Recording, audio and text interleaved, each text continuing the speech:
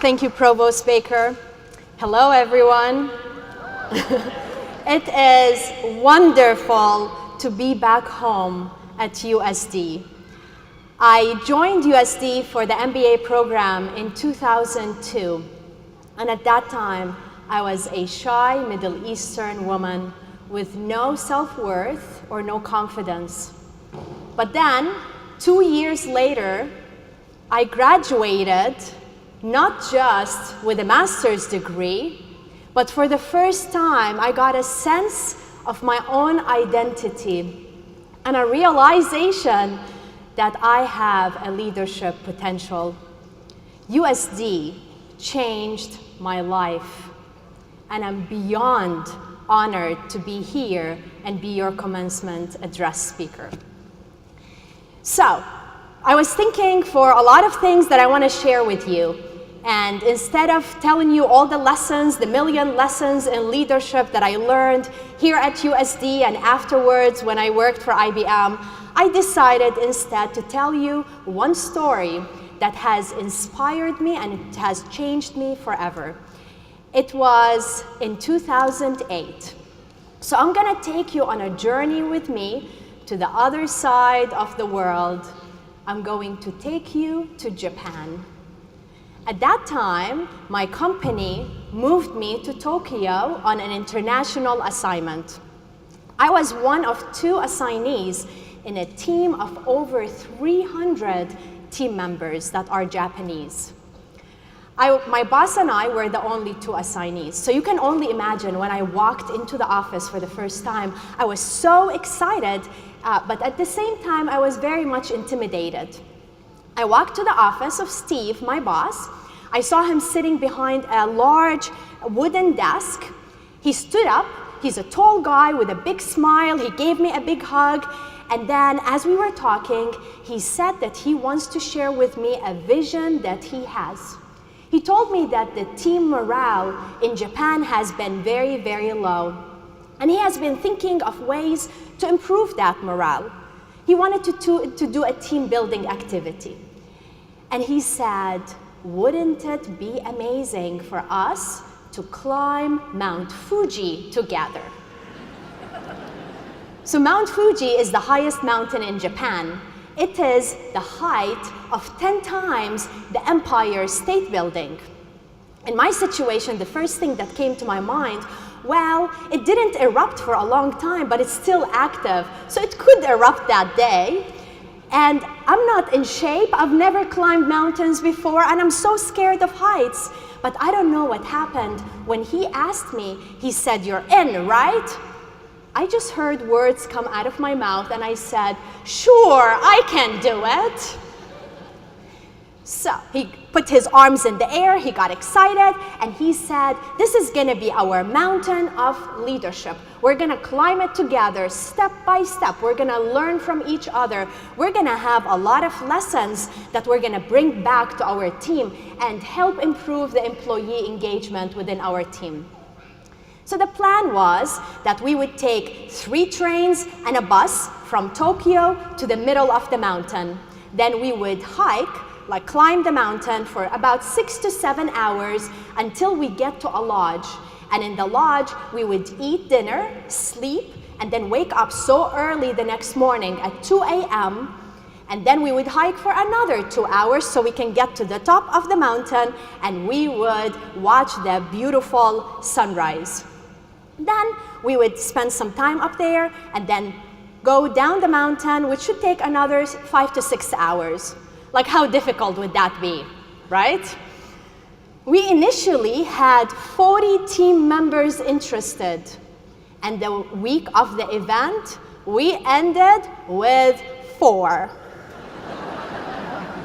Steve, the boss, Moto-san, who was retiring that month, and I was asking myself, why was he even climbing the mountain?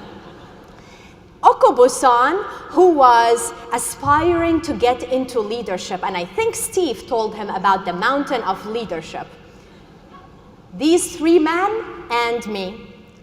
The day of the hike, everything went as planned. We took the 3 trains and a bus. We got to the middle of the mountain. It was a beautiful day. You can see the sky. It had no clouds. It was blue, beautiful. And as we got out of the bus and we started putting our backpacks on, Steve looked at us and said, "Let's play a game." Well, I thought we were playing a game already. But he said, "Let's see who gets to the top of the mountain first." He got his stuff, put his headphones, and was on his way up the mountain. We were terrified. He had the plan, he had the reservation for the lodge, he had everything, the map, everything. We could not believe that our leader would leave us behind and just want to get to the top of the mountain. But then Moto-san said, "Don't worry, Dima-san," which means Dima in Japanese, Miss Dima.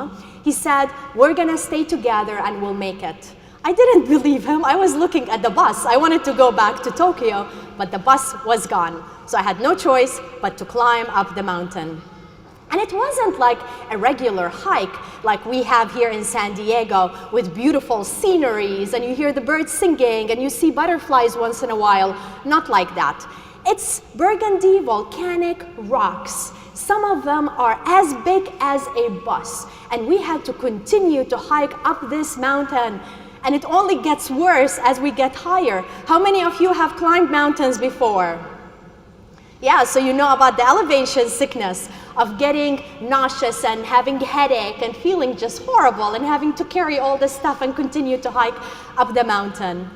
But the entire time, I was so impressed with my team, with Moto-san and Okubo-san. They kept us together. They ensured that each other is safe, that I am safe. They would carry my backpack when things really got tough, and they would even pull me up the mountain when needed. Not just us, they would help other climbers too. They would help little kids and older people. And some of you may be thinking, why are older people hiking?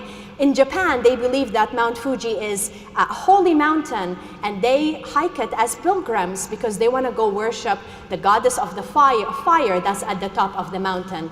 So Moto-san, I saw him multiple times give his water to older couples, give his energy bars, even one time took his jacket and put it on an older man in a freezing cold. I've never seen generosity like that. They became leaders even though they didn't have the title. So we were so close to the lodge, and all we could think about is we were dreaming of hot miso soup and steamed rice and dried fish. We just needed something to warm us up. And we got to the lodge. The first minute we got there, Steve appeared, and he was so excited that he made it there first, and he reminded us of that many, many times. And we said, "How is dinner?" And he said, "Dinner was great."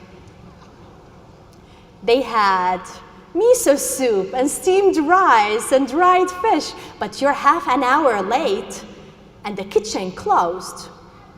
So I said, "You saved us some, right?" And he thought for a second as if it's a new idea, and he said, "Oh, that's a great idea. I never thought about that." He said, "No, I didn't save anything." So I felt like a volcano ready to erupt right in front of his face. But my team members put me aside to protect him from me. So we sat at the corner of the lodge. We had 2 energy bars left. We split them between the 3 of us, and we went to sleep in this huge lodge. We woke up less than 4 hours later at a sound of a bang on a gong. And everybody was trying to get ready. So many people, like hundreds of people in this lodge, all trying to get ready at the same time. Steve got ready the fastest. And guess what he told us as he was walking out the door? What do you think he said? "See you at the top." So he was on his way. But by then, we were used to not having a leader. We figured out how to take care of each other, and we took out the responsibility of a leader. We didn't need Steve anymore. So we started the hike. It was so cold. It was 2 a.m. and dark, and we just took one step at a time to keep hiking up the mountain. And finally, we made it to the top after 2 hours, where we found Steve waiting for us at the top where the Goddess of Fire temple is. And he was like beyond thrilled. He was jumping of excitement that he made it there first. Well, we ignored them. And then we found a big... We found a big rock. It was still dark, and the four of us, we sat there and we were waiting for the beautiful sunrise. Imagine being at the top of a mountain where there's nothing standing in your way. There is clouds underneath you, and the colors of the sky starting to change to blue and then purple and pink and yellow and orange, all kinds of colors just changing. And it just made the whole hike worth it, just this moment as the sun came out. Once it came out, I saw Moto-san and Okubo-san stand up, and they wanted to celebrate, and they started bowing to me. And I'm like, I don't want a bow, I want an American hug. So I started hugging them, and these poor Japanese men, they were just like standing like this, so uncomfortable, because like really, who cares about cultural differences, right? So, and then we couldn't see Steve. We looked to the side and we saw him bragging to some other hikers that we didn't know how he made it to the top first, and at a record speed. It was even a better speed than he even expected for himself. We went around the crater and we stopped at a post office. They have a post office at the top of the mountain. Strange, but we did. And then we started the hike down the mountain. And guess what Steve said as we started walking down? See you at the bottom. I learned so many lessons in leadership as we climbed this mountain and as we came down. The most important lesson is that the person who gets to the top first and leaves the team behind is definitely not a leader. A leader is the one who walks with the team step by step from the bottom of the mountain to the top and back to the bottom. The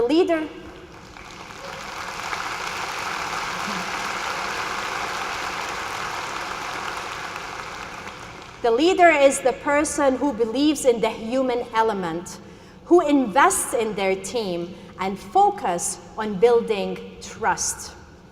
So now I want you to remember 3 main messages as you leave today. The first one is understand. Understand your team. Understand their capabilities. Understand the challenges that you put them through. And also know not to give them a challenge without being there and supporting them. The second one is to serve. It is absolutely a privilege to be in leadership. Many people may never be in a leadership role or have the title of a leader. So it's a privilege that we can get educated in leadership and be the future leaders or even the present leaders of this world. The most important thing is to remember that our role as leaders is to serve our team, is to help them, to encourage them, and to empower them, and to help them see that they can trust us. Because once they do, they're gonna climb one mountain after the other for us, and they will do their best to ensure that we will rise as they are rising. And then the third lesson is to dare to step into leadership. Just like Moto-san and Okubo-san, they didn't have the title of a leader, but when they realized there's a situation where they needed to step up and to take action and protect the team and protect total strangers along the way, they absolutely did that. And these are the types of leaders that we need more of. So to make it easy for you to remember, U for understand, S for serve, and D for dare. So USD, all you have to leave with is to be a great leader, you have to follow USD. So say with me, what is the U? S, D, you're ready to graduate.